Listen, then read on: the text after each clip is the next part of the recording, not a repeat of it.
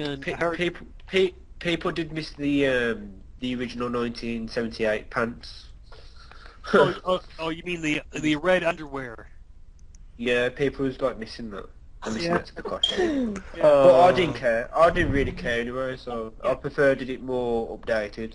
yeah. Well, yeah. Me at first, early on, a few years ago, when I was first following the making of the film, I was kind Yeah, of, I'm attached to the classic look, but then you know what? Who cares if if it's not there? I mean, the point is that Zack Snyder tried his best to work it in there, but ultimately had to have it removed. yeah. So you can't really say that. Well, Zack Snyder didn't try. Well he did, and Yeah, I heard one of his interviews on YouTube talking about that. and the important thing that it's Henry Cavill, and he played the role right. Yes, and he's British as well. Did you guys like what's his name? The original Superman? Christopher Reeve. Yeah, did you like him as Superman or? He's Superman. He's the classic Superman. Henry He Cavill's the modern day Superman. well, Christopher Reeve is good. I mean, in the first two, in the third one, yeah, kind of, not as good as in Superman 1 and 2. Um, who else? Say the '90s show with Dean Cain. He was an okay Superman, though he tended to play Clark Kent the same as Superman.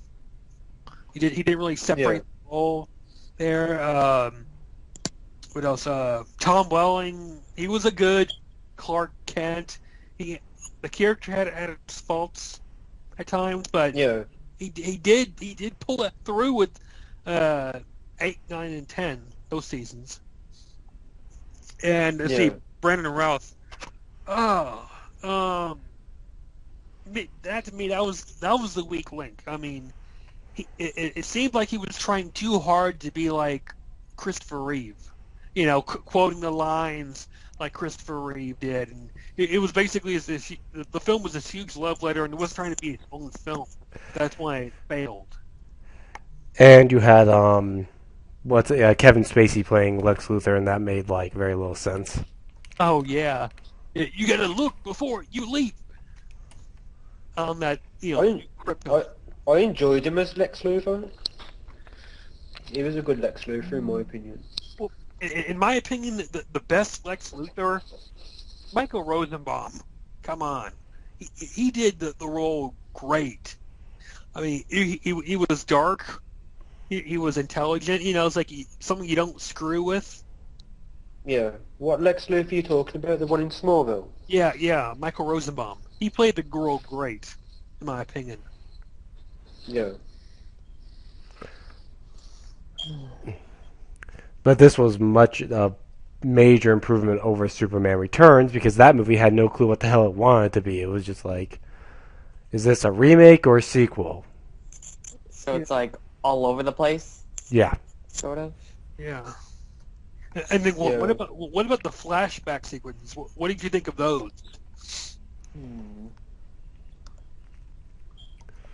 I liked Me him. or I think it was a good idea instead of retelling his origin again. I mean, like what certain scenes? I mean, were there certain scenes you liked? Certain scenes that, you know, Jonathan Kent's death was kind of emotional.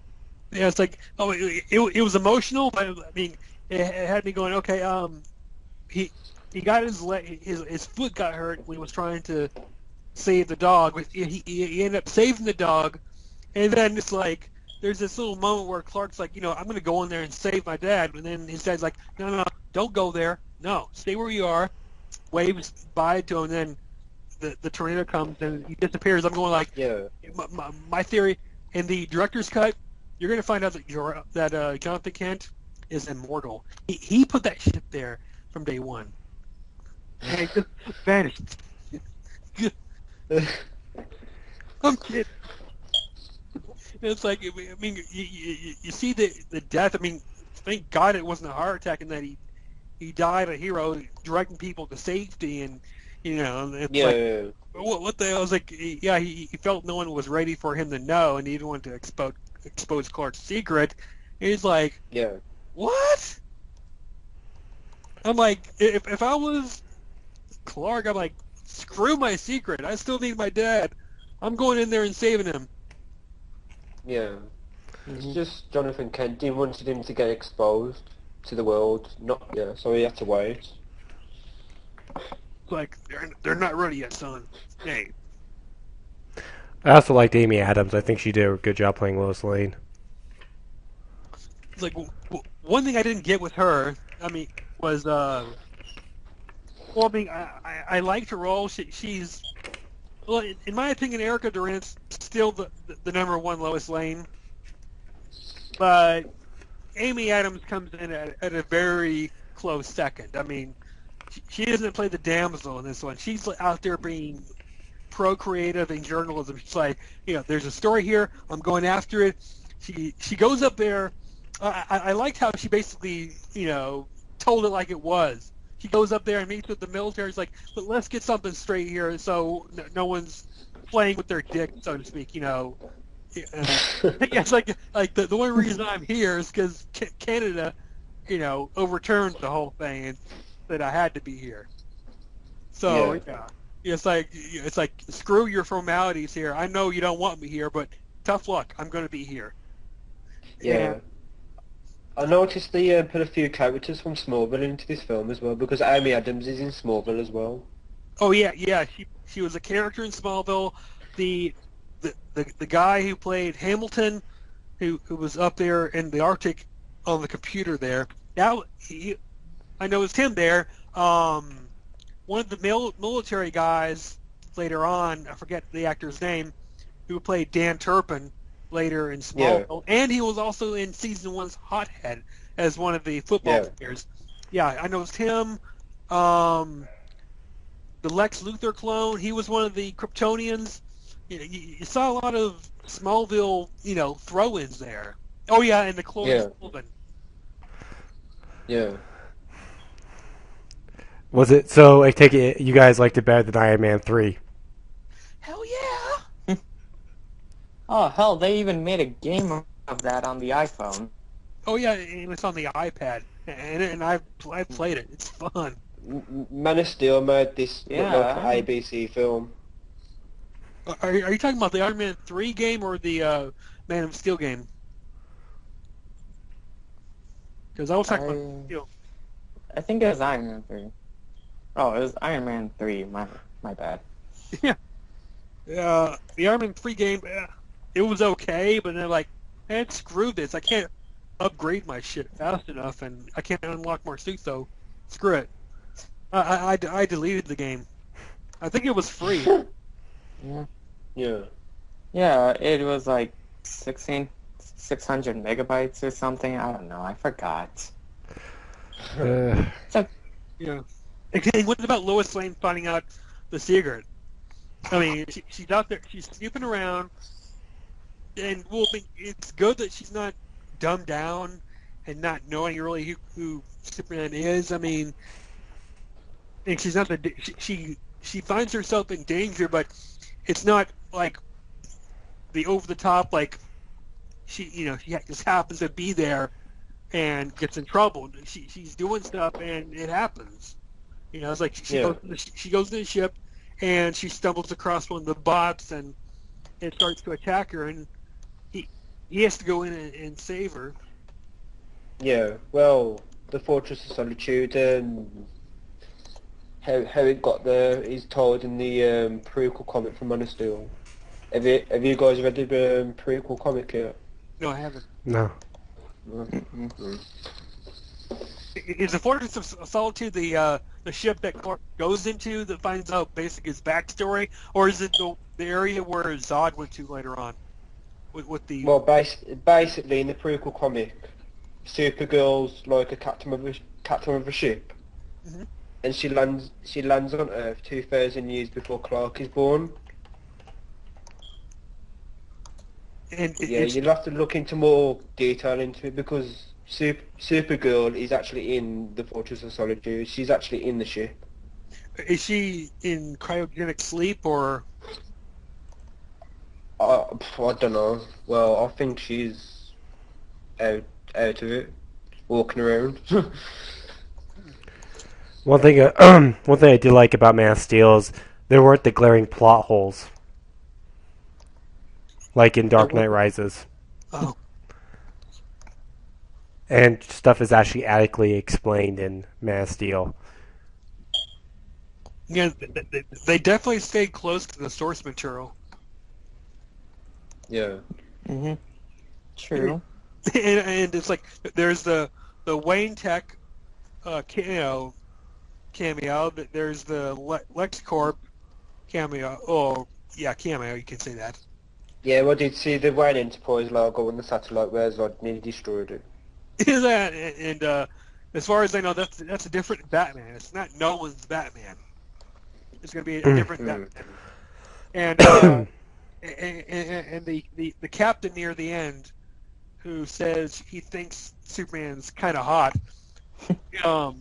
I saw in the Easter egg video that it's revealed that woman, she is Carrie Ferris. I mean, it's an altered Carol Ferris, who is the main love interest of Hal Jordan, Green Lantern. So, Wow. so she's a pilot in the Air Force, and Yeah. that was like a geek out moment for comic book fans like me. Like, oh my god, like I did not know that. So now, whenever I watch the film again, I'll be going, okay, well, where's Hal Jordan? Where's Coast City? I want to see that. In Yeah. We got a female Jimmy in this as well. She was called Jenny. Do you remember the bit where she was trapped under when Harry was trying to get her out? Oh yeah. Yeah. Yeah. In my opinion, that's a relative. I don't think that's like a female Jimmy Olsen. I think it's just a relative because you never saw her with a camera. So that they might introduce James Bartholomew Olsen later, aka No. Jimmy Olsen. I do think it's the female Jimmy. Because it did say Jenny, so it could be referring to that. Yeah, well, unless we see her with the camera in the sequel, then I say a relative and a reporter. But yeah, I mean, her character was kind of likable. I mean, she was like a side character, and the scene with her trapped underneath the rubble, and she's trying to tell Perry White and the other reporter to just leave, and they're like, "No, we're gonna try to get you out." And then the light beam is heading toward their direction, and I just like what Perry White is. He's like he holds on to her.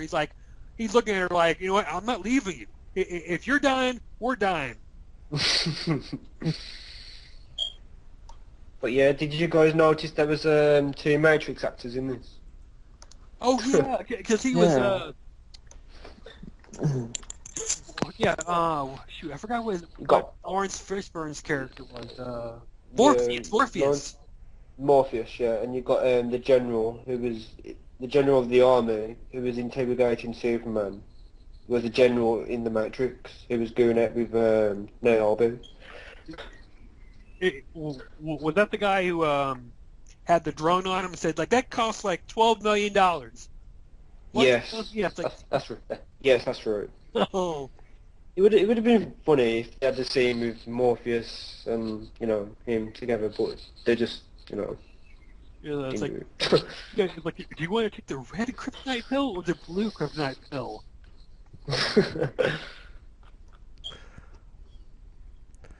Yeah, it's like in the action. Oh my god, it was like Dragon Ball Z. Pretty much. I'm not gonna lie, it's smashing buildings and everything. Oh my god.